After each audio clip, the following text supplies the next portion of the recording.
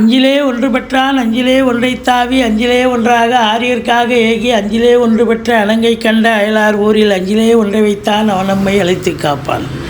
ஓம் அனுமந்தாய வித்மகே வாயு புத்திராய தீமகே தந்தனோ மாருதி பிரச்சோத்யாத். உலகெங்கிலும் வாழ்ந்து கொண்டிருக்கும் புது வசந்தம் டிவி நேயர்களுக்கு டாக்டர் சைதே ராஜாவின் அன்பான வணக்கங்கள். நாம் இப்பொழுது இந்த எபிசோடில் வார ராசி பலன்கள் 11/3/2024 முதல் 17/3/2024 வரைக்கும் உள்ளடக்கிய நாட்களுக்கு வாக்கிய பஞ்சாங்க அடிப்படையில் கிரகங்கள் ஒவ்வொரு ராசிக்கும் எப்பேற்பட்ட பலன்களை வழங்கப் போகிறது என்பதை பார்க்கலாம் வாங்க. இந்த வாரம் முழுவதும் வளர்பிறை நாட்களே. ரிஷப ராசி காலபுருஷனுக்கு 2வது ராசி. இந்த வார கிரகங்கள் எப்பேற்பட்ட பலனை வழங்கப் போகிறது? கிருத்திகை 2, 3, 4 பாதங்கள், ரோகிணி, மிருகசீரிஷம் 1, 2 பாதங்கள் உள்ளடக்கியது. ராசிநாதன் 10ஆம் இடத்தில் அமக்கலமாக இருக்கார். 10 குடையவன் சனி பகவானோடு இணைந்து இருக்கிறார். உங்களை பொறுத்தவரையிலும் 7 குடையவன் 9, 10 இருக்கிறார் செவ்வாய் பகவான்.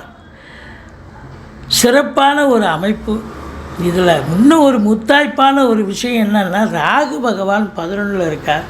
11 குடைய குரு பகவான் 12 இருந்து குரு பார்வை 4ஆம் இடம், 6ஆம் இடம், 8ஆம் இடத்தை குரு பார்க்கிறார். அப்போது இந்த வார கிரகங்கள் இந்த ரிஷப ராசிக்கு அளப்பரிய பலன்களை வாரி வழங்கப் போகிறது என்று சொன்னால் மிகையாகாது. பாருங்கள், ராசிநாதன் 10ஆம் இடத்தில் இருக்கார். உங்களுடைய சிந்தனைகள், செயல்கள், எண்ணங்கள் எல்லாம் தொழிலை பற்றியும் இல்லை நீங்கள் பார்க்குற உத்தியோகத்தை பற்றி அதையே முழு மூச்சாக இருந்து நீங்கள் இன்வால்மெண்ட்டோட சக்ஸஸ் பெறக்கூடிய ஒரு அமைப்பு நிச்சயமாக இருக்குது. அதுலேயும் இது 10ஆம் இடத்துல சுக்கிரன் அமர்ந்திருக்கிறாருன்னா கலைத்துறையில் பணியாற்றக்கூடியவர்கள்.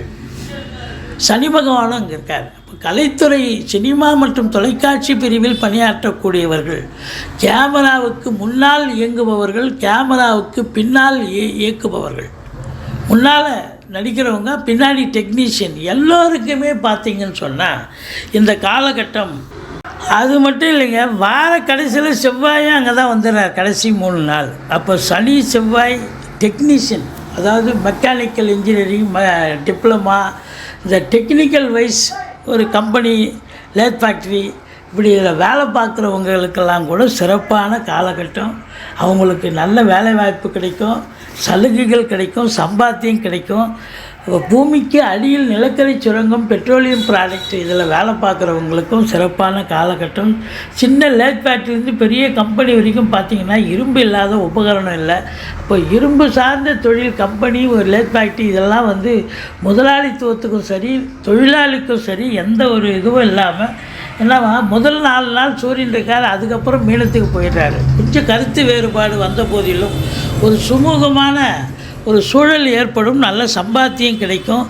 மற்றபடி அதாவது கருவூலம், அரசு கருவூலம், வங்கிகள், இன்சூரன்ஸு, ஃபைனான்ஸு, துணிக்கடை, நகைக்கடை, வியாபாரிகள், அது உற்பத்தியாளர்கள், அதில் வேலை பார்க்கக்கூடிய அன்பர்கள், ஃப்ளாட் ப்ரமோட்டர்ஸ், பில்டர்ஸ், கட்டிட கலைஞர்கள், இடம் வாங்கி விற்கக்கூடிய அன்பர்கள், ரியல் எஸ்டேட் பிரமுகர்கள், செங்கல், மணல், ஜல்லி, ஆட்வர்ஸ் போன்ற பிரிவில் பணிபுரிபவர்கள், இவங்க எல்லோருக்குமே சிறப்பான காலகட்டம். விவசாயம் சார்ந்த பிரிவில் பணியாற்றுபவர்களுக்கும் சரி.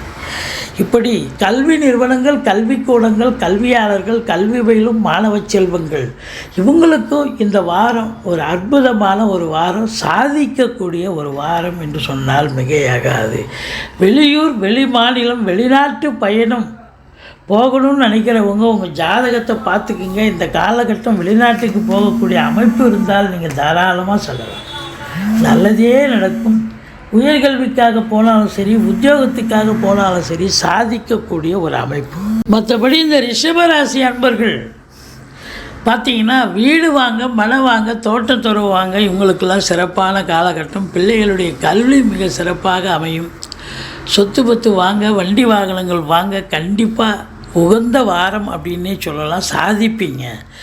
எதிரிகள் ஓடி ஒளிவார்கள். கடன் சுமை படிப்படியாக குறையும். கோர்ட்டில் கேஸ் எதாக இருந்தால் உங்களுக்கு சாதகமாக தீர்ப்பு வரும்.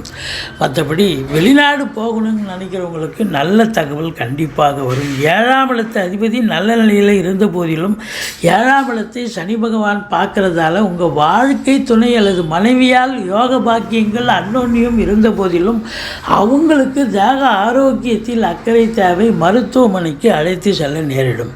திடீர் அதிர்ஷ்ட வாய்ப்புகள் தேடி வரக்கூடிய ஒரு அமைப்பு இருக்குங்க. 8ஆம் இடத்தை குரு பார்க்குறார். வரா கடன்கள் வசூலாகும். இன்சூரன்ஸ் பணம் கிளைம் ஆகி கைக்கு வரக்கூடிய ஒரு காலகட்டம். வாரிசே இல்லாத குடும்பங்களுக்கு உங்களை வாரிசாக நியமித்து அவங்களுடைய சொத்து பத்து நகை நட்டு லிக்விட் கேஷ் உங்கள் பெயருக்கு மாற்றி எழுதக்கூடிய விபரீத ராஜயோகம் அமைகிறது. சொந்த தொழில் பண்ணுறவங்களுக்கு ஒரு யோகமான காலங்க. தொழில் நல்ல அபிவிருத்தியாகி நல்ல சம்பாத்தியத்தை பார்க்க போகிறீங்க. மற்றபடி வெளிநாட்டு விஷயம் அனுகூலத்தை தரும். நீங்கள் உயர்கல்விக்காக போனாலும் சரி, உத்தியோகத்துக்காக போனாலும் சரி, சாதிக்க போகிறீங்க அப்படின்னு சொல்லலாம்.